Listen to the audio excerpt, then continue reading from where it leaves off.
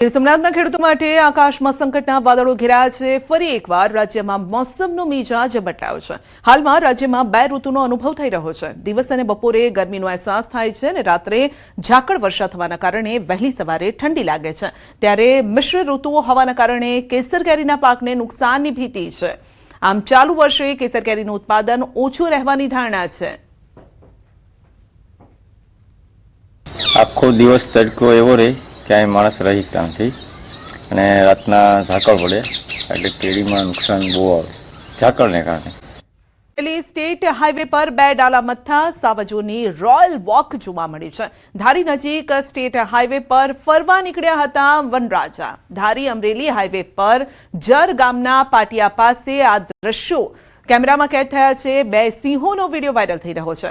બે ડાલા મથ્થા સાવજો વહેલી સવારે હાઈવે પર જોવા મળ્યા। ધારી ગીર પંથકમાં સિંહોનું સામ્રાજ્ય છે।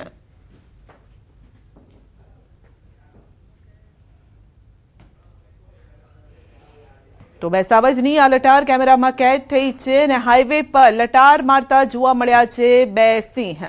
જર ગામના પાટિયા પાસેના દ્રશ્યો છે। સ્થાનિક સ્વરાજની ચૂંટણીને લઈને આમ આદમી પાર્ટીએ ઘડી છે રણનીતિ। ચૂંટણીમાં 12,000 સીટ પર લડશે આમ આદમી પાર્ટી। પ્રમુખ ઈસુદાન ગઢવીએ કર્યું છે એલાન। 7 ઝોનમાં કમિટીઓ બનાવી ઉમેદવારોની લેવાય છે સાયન્સ। 16 થી 18 તારીખ દરમિયાન કરાશે ઇન્ટરવ્યુ। A, B, C ગ્રેડના ઉમેદવારો માટે કરાશે ચર્ચા। જેમાં આમ આદમી પાર્ટી તમામ 12,000 સીટ પર લડવાનું નક્કી કર્યું છે। જેના અનુસંધાને અમારે 7 ઝોન છે। એ 7 ઝોનમાં અમે ઝોન ચૂંટણી સમિતિઓ બનાવી હતી ઇલેક્શન કમિટીની। આજથી એ તમામ જે ઝોનમાંથી જે નક્કી કરેલા A grade, B grade, C grade જે ઉમેદવારો અમારા હશે એમની આજથી ચર્ચા શરૂ થવાની છે। એમાં ચૂંટણીને લઈને ઈસુદાન ગઢવીની જાહેરાત। આપે ઓપન ટુ ઓલનું નક્કી કર્યું છે। જી હા, આમ આદમી પાર્ટીએ નવા લોકોને લડવા માટે મોકો આપવાની છે। 3 દિવસ માટે ઉમેદવારોનું સ્ક્રીનિંગ થશે અને ટૂંક સમયમાં પહેલી યાદી પણ કરવામાં આવશે જાહેર। ઉમરેઠની વિધાનસભા સીટને લઈને પણ ચર્ચા થશે। અને પહેલી ગુજરાતમાં બાપ બેટાની પાર્ટીથી વિપરીત થઈને આમ આદમીને નેતૃત્વ પૂરું પાડનારી આમ આદમી પાર્ટી સાબિત થવાની છે। એટલે આજે 3 દિવસ માટે અમે સ્ક્રીનિંગ કરીશું ઉમેદવારોનું અને ત્યારબાદ ઉમેદવારોનું પહેલું લિસ્ટ ટૂંક સમયમાં અમે જાહેર કરીશું। એટલે ઉમરેઠ ચૂંટણીને લઈને અમે આગામી સમયમાં અમારું પ્રદેશ નેતૃત્વ અને રાષ્ટ્રીય નેતૃત્વ અત્યારે ચર્ચા કરી રહ્યું છે અને જે આગામી સમયમાં નિર્ણય થશે એ આપની સમક્ષ અમે મૂકીશું। ગાયત્રી વિદ્યાલયમાં આંજણા ચૌધરી સમાજની બેઠક યોજાઈ અને બેઠકમાં સમાજ દ્વારા બંધારણનો અમલ કરવાનો ઐતિહાસિક નિર્ણય લેવાયો છે। મોંઘાદાટ લગ્ન પ્રસંગો, દેખાદેખી, વ્યસનોના દૂષણને ડામવા માટે આંજણા ચૌધરી સમાજે કમર કસી છે। તો લગ્નથી લઈ મરણ સુધીના રિવાજોમાં ધરખમ ફેરફાર કરતો એક ઠરાવ પસાર કરવામાં આવ્યો। વધતી જતી મોંઘવારી અને ખોટા ખર્ચાઓને રોકવા માટે આંજણા ચૌધરી સમાજ દ્વારા નવા સામાજિક નિયમ તૈયાર કરવામાં આવ્યા। માત્ર લગ્ન પ્રસંગ માટે જ નહીં પરંતુ મરણ પ્રસંગ અંગે પણ નિયમો બનાવાયા છે। સાથે સમાજના યુવાનોને વ્યસન મુક્ત રહેવા માટે દારૂ અને અન્ય નશાકારક પદાર્થો પર સંપૂર્ણ પ્રતિબંધ, દંડની જોગવાઈ કરવામાં આવી છે। આ પહેલથી મધ્યમ વર્ગના પરિવારોને આર્થિક બોજમાંથી મોટી રાહત મળશે।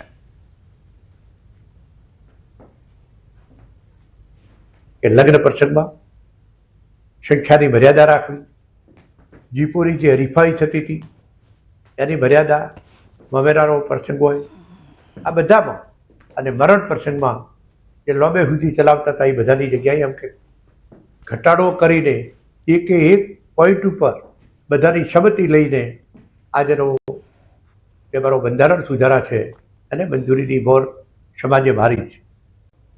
ખેડા જિલ્લાના કટલાલ તાલુકાના લસુંદ્રા ગામે પ્રેમ લગ્નનો મામલો હવે ગરમાયો છે। લસુંદ્રા ગામના પાટીદાર પરિવારની દીકરી રબારી સમાજના યુવક સાથે પ્રેમ લગ્ન કરી લેતા ભારે વિવાદ સર્જાયો। દીકરીની માતાએ એક વિડીયો વાયરલ કરી રબારી સમાજના આગેવાન ઠાકરશ્રી બાપાને દીકરી પરત સોંપવા માટે અપીલ કરી છે. વિડીયોમાં જણાવ્યું છે કે તેમની દીકરી કોલેજ જવા માટે નીકળ્યા બાદ પરત ન ફરતા પોલીસ તપાસમાં જાણવા મળ્યું કે તેણે રબારી સમાજના પિયુષભાઈ સાથે લગ્ન કરી દીધા છે. માતાએ બંને સમાજ વચ્ચે દીકરીઓ ન આપવા લેવાના અગાઉ થયેલા વચનની યાદ અપાવીને પોતાની દીકરી કોઈપણ હિસાબે પાછી માંગી છે અને આ ઘટનાના હવે ઘેરા પ્રત્યાઘાત પડ્યા છે. ખેડા જિલ્લાના લસુંદરા ગામની દીકરી અન્ય સમાજના યુવક સાથે જ્યારે ભાગી ગઈ, સમગ્ર બાબતે જ્યારે તપાસ કરી ત્યાં દીકરી રબારી સમાજમાં તે ગઈ હોવાની જે વાત સામે હતી. સમગ્ર બાબતે અત્યારે જે તમામ જે આગેવાનો છે, પાટીદાર સમાજના આગેવાનો ત્યાં ભેગા થયા છે. સીધા આગેવાનો સાથે વાત કરવાનો પ્રયત્ન કરીશું. શું નામ તમારું? આજે તમે ભેગા થયા છો, શું કહેશો આના બાબતે? આપનું શું માનવું છે? મારું નામ તેજસ પટેલ છે. હું મેનપુરાનું રહેવાસી છું અને આ ઘટના બાબતે અમે આજે એટલું જ સ્ટેટમેન્ટ આપી શકીએ કે જે કંઈ ઘટના બની છે કે અમારી પાટીદારની દીકરી અન્ય સમાજના યુવાન સાથે જે કંઈ લગ્ન કરી લીધા છે કે ભાગી ગઈ છે, તો અમારી એક જ માગણી છે કે અમારી દીકરી અમારા સમાજમાં પાછી આવે અને સુખદ રીતે આ વાત પતી જાય. અમને પણ આ દીકરી જે 29 ગામ કરવા લેવા પડે સમાજમાંથી આવે છે તેના પણ એક આગેવાન છે સંજયભાઈ. આજે 29 ગામ સમાજ સહિત અન્ય 11 ગામ સમાજ સહિત અન્ય પણ તમામ સમાજો આજે ભેગા થયા છે. આપ પણ સમાજના સૌ યુવાનો ઉપસ્થિત છો. આ બધા આપનું શું માનવું?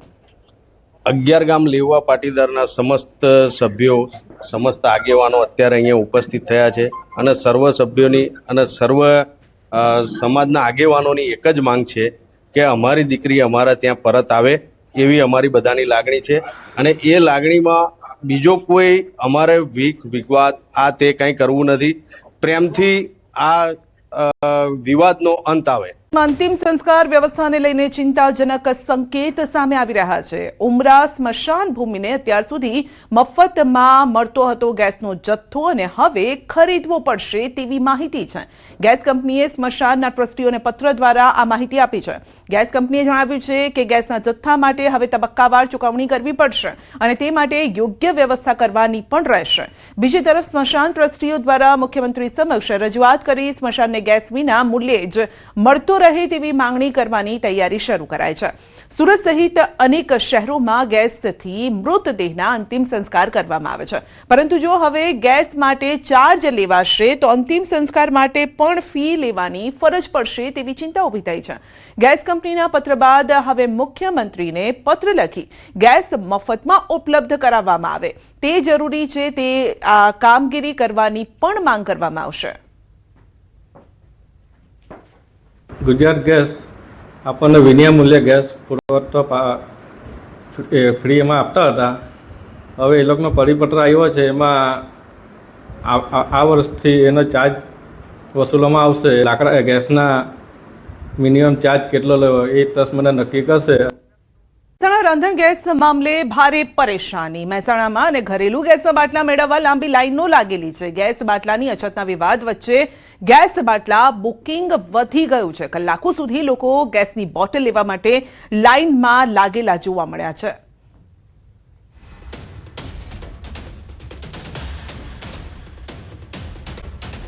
અછત વચ્ચે મહત્વના સમાચાર. અન્ન નાગરિક પુરવઠા વિભાગ સચિવનું નિવેદન છે. લોકોને એલપીજીમાંથી પીએનજીમાં કન્વર્ટ થવા માટે સૂચના આપી છે.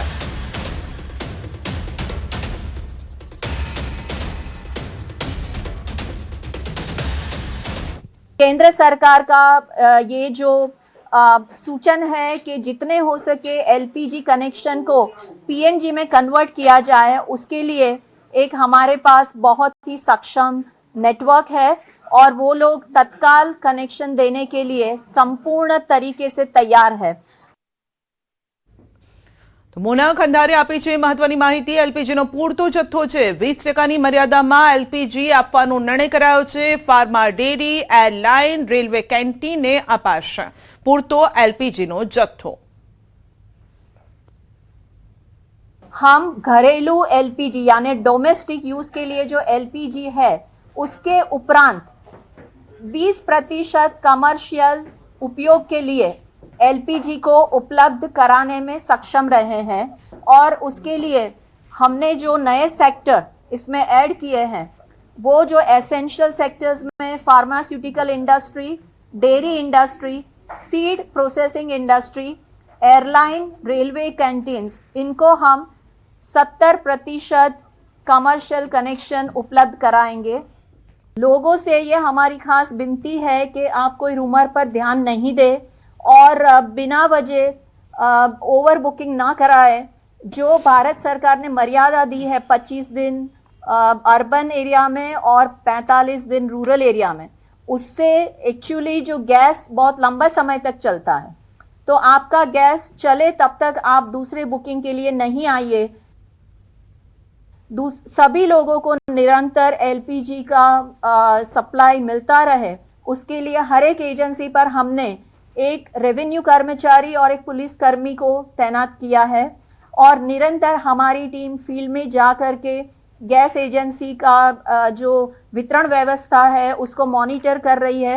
हमने 1000 से ज़्यादा ऐसे मॉनिटरिंग किया है।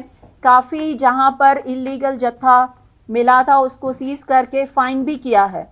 तो हम ये लगातार सुनिश्चित करने में लगे हुए हैं कि सभी को एलपीजी का जो सप्लाई है वो निरंतर मिलता रहे और जहां तक हो सके पाइप नेचुरल गैस जो बहुत ही सरल तरीके से पाइप में आपके घर तक आ रही है, जहां तक पॉसिबल हो सबसे विनती है कि वो पीएनजी कनेक्शन ले और दोनों कनेक्शन रखना वो जुर्म है। ગુજરાતના બંદરે આવશે એલપીજીનો જથ્થો। શિવાલિક જહાજ મુન્દ્રા બંદરે પહોંચશે। બપોરે 4 વાગે મુન્દ્રા બંદરે પહોંચશે જહાજ। કતારથી એલપીજી ભરીને આવેલ આ જહાજ આવી રહ્યું છે અને ગુજરાત તરફ આવી રહ્યું છે। શિવાલિક જહાજ સ્ટ્રેટ ઓફ હોર્મુઝ પાર કરી ચૂક્યું છે। શિવાલિક જહાજમાં 54,000 ટન એલપીજીનો જથ્થો છે। પ્રશાસને લોજિસ્ટિક તૈયારીઓ પણ પૂર્ણ કરી દીધી છે। ગેસની આ ખેપને તાત્કાલિક અનલોડ કરાશે। દેશમાં વિવિધ જગ્યાએ પહોંચાડવામાં આવશે। એલપીજીનો જથ્થો તો એલપીજી ભરેલું અન્ય એક જહાજ નંદાદેવી આવતીકાલે કંડલા બંદરે પહોંચશે। નંદાદેવી જહાજે પણ સ્ટ્રેટ ઓફ હોર્મુઝ પાર કરી દીધું છે। તો બંને જહાજમાં 92,700 મેટ્રિક ટન એલપીજીનો જથ્થો છે। શિવાલિક જહાજ મુન્દ્રા બંદરે પહોંચશે। તો એલપીજીના જથ્થા સાથે આવી રહ્યું છે મુન્દ્રા પોર્ટથી ગ્રાઉન્ડ ઝીરો રિપોર્ટ અમે આપને બતાવવા જઈ રહ્યા છે। જી, ખાડી દેશોમાં યુદ્ધની પરિસ્થિતિ વચ્ચે સમગ્ર ભારતમાં એલપીજી ગેસની જે શોર્ટેજ વર્તાઈ છે તેની વચ્ચે એક મહત્ત્વના સમાચાર છે તે સામે આવ્યા છે। સ્ટેટ ઓફ હોર્મુઝથી જે શિવાલિકા જહાજ છે તે એલપીજી ભરીને કચ્છ તરફ અહીંયા આગળ વધી રહ્યું છે। જે મુન્દ્રા પોર્ટ ઉપર છે તે 2 વાગે અહીં કને લાંગરાવાનું છે।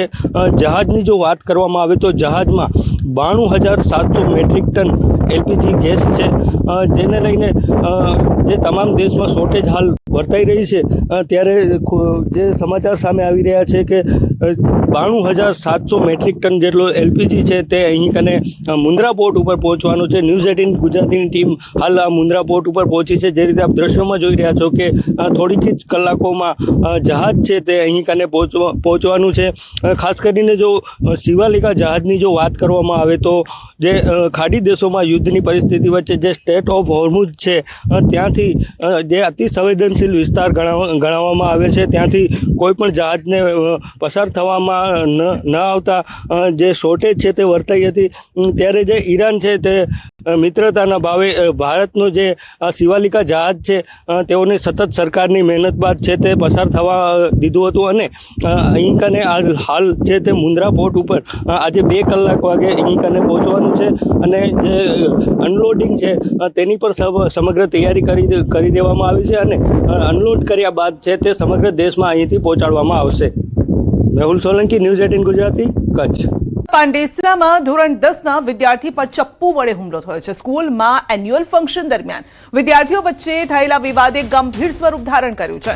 તો નાચવા બાબતે થયેલી માથાકૂટ બાદ 4 વિદ્યાર્થીઓએ મળીને ધોરણ 10માં અભ્યાસ કરતા વિદ્યાર્થી પર ચપ્પુથી હુમલો કરતા સમગ્ર વિસ્તારમાં ચકચાર મચી ગઈ। હુમલામાં વિદ્યાર્થીને ચપ્પુના 3 ઘા મારવામાં આવ્યા છે। ગંભીર રીતે ઇજાગ્રસ્ત વિદ્યાર્થીની સર્જરી કરવામાં આવી છે અને આ હુમલાના કારણે તે આજે ધોરણ 10ની બોર્ડની પરીક્ષાનું પેપર આપી શક્યો નથી। વિદ્યાર્થીના પિતાએ આરોપી સામે કડક કાર્યવાહીની માંગ કરી છે। તો સ્કૂલના આચાર્યએ દાવો કર્યો છે કે હુમલો કરનાર શાળાની બહારના હતા।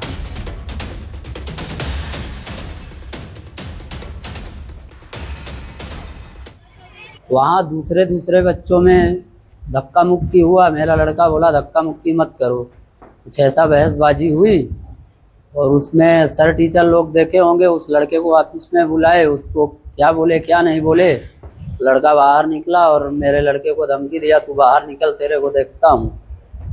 बाहर गेट के निकला जब वो, तो हाथापाई चालू कर दिए। इसको मालूम नहीं था कि वो चाकू लेके आए हैं। ये भी पलटवार में हाथापाई किया। उसके बाद वो पीछे से दूसरा कोई चौथा या पांचवा लड़का था, वो पीछे से चाकू मारना चालू कर दिया। છોકરાને સ્કૂલમાં એલાઉડ પણ નહોતું આવવાનું, છતાં પણ એ લોકોએ બહારની સાઈડથી સ્કૂલની બહાર આ ઘટનાક્રમ ઘટ્યો છે। સર, અમારી શાળામાં આવવા માટે મારી શાળામાં જ ભણતો હતો અને એના સિસ્ટર પણ અમારી સ્કૂલમાં જ ભણે છે અને એ બાળક એના પેરેન્ટ્સ સાથે કદાચ આવ્યો હોઈ શકે। તો ઇન્ક્વાયરી પોલીસવાળા કરી રહ્યા છે। હવે એમાં ઇન્ક્વાયરીમાં હવે એમને શું દેખાયું છે, કારણ કે જેણે હુમલો કર્યો છે અમારી સ્કૂલનો વિદ્યાર્થી નથી। ટ્યુશનમાં થઈ છે બબાલ, વિદ્યાર્થી પર છરી વડે હુમલો કરાયો છે। ટ્યુશનમાં બેસવા બાબતે બબાલ થઈ હતી, માથાકૂટ થઈ અને ધોરણ 11ના વિદ્યાર્થી વચ્ચે બેસવા બાબતે માથાકૂટ થયું, મંદુક થયું અને પોલીસ ફરિયાદ નોંધાઈ છે। હવે તપાસ હાથ ધરવામાં આવી છે। સવાલ એ છે કે નાની અમથી વાતમાં બે વિદ્યાર્થીઓ બાખડ્યા હતા। ફક્ત ટ્યુશનમાં બેસવા બાબતે આ માથાકૂટ થઈ અને માથાકૂટ ત્યાં સુધી પહોંચી ગઈ કે છરી વડે હુમલો કરવામાં આવ્યો છે। તો બાપુનગરમાં ટ્યુશન ક્લાસીસમાં આ બબાલ થઈ હોવાની ઘટના છે।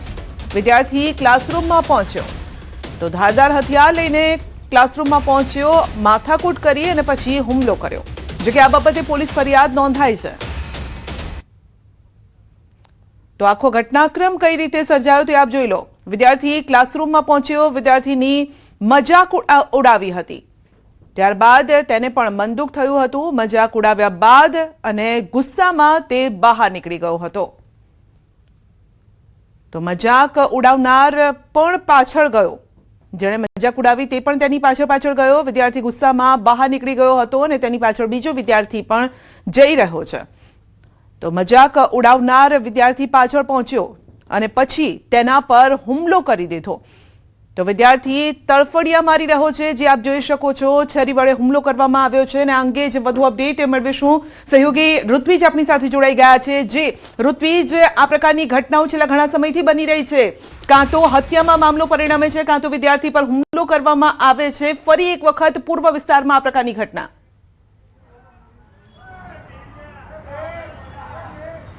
ચોક્કસથી સંધ્યા, આ ખૂબ જ ગંભીર બાબત કહી શકાય કે જ્યારે ભણવાની ઉંમર છે ને આ ભણવાની ઉંમરે વિદ્યાર્થીઓ છે તે ગુનો કરી બેસે છે। 7 ડે સ્કૂલ બાદ જે નારણપુરા ભુયંગદેવ 4 રસ્તા પાસે આવેલી વધુ એક સ્કૂલની અંદર આ પ્રકારે મારામારીનો બનાવ બન્યો હતો અને ત્યારબાદ આજે ટ્યુશન ક્લાસીસની અંદર ગઈકાલે બેસવા બાબતે બોલાચાલી થઈ હતી અને એમાં બે વિદ્યાર્થીઓ લડ્યા હતા અને તેમાં એક વિદ્યાર્થીને છરી જેવું હથિયાર મારી દેવામાં આવ્યું છે। એટલે આ એક ખૂબ જ ગંભીર બાબત કહી શકાય કે જે ઉંમર છે તે બિલકુલ નાની ઉંમર છે, કારણ કે 17 વર્ષના જે વિદ્યાર્થીઓ લડ્યા છે અને આ ઉંમર ખરેખર ભણવા માટેની ઉંમર છે। પરીક્ષા આપ્યા બાદ જ્યારે ઘરે પહોંચ્યા હતા અને ત્યારબાદ બંને વચ્ચે જે ટ્યુશન ક્લાસીસની અંદર ઝઘડો થયો હતો તેની અદાવત રાખીને મારામારી થઈ હતી। એટલે હાલમાં આ સમગ્ર ઘટનાની જાણ પોલીસને કરવામાં આવી છે। પોલીસ આસપાસના સીસીટીવી ફૂટેજ પણ મેળવી રહી છે। ઘટનાની હકીકત શું છે, આખરે કયા કારણોસર બંને વચ્ચે ઝઘડો થયો હતો, ઘટનાના દિવસે શું બન્યું હતું, આ તમામ બાબતોને લઈને હાલમાં તપાસ કરવામાં આવી રહી છે। જી બિલકુલ, તપાસ કરવામાં આવી રહી છે, પરંતુ આ પ્રકારની ઘટનાઓ ન બને તેને લઈને શું ચોકસાઈ રાખવાની જરૂર છે? કારણ કે માતા પિતા ક્યારેય આવું નથી શીખવતા, શાળામાં પણ આ પ્રકારનો અભ્યાસ નથી કરાવવામાં આવતો, પરંતુ ઘણી વખત એવું હોય છે કે સંગત એ પ્રકારની હોય અથવા તો એ પ્રકારનું સાહિત્ય વાંચતા હોય, જોતા હોય, જેના કારણે વિદ્યાર્થીઓ આ રીતે દોરાય છે।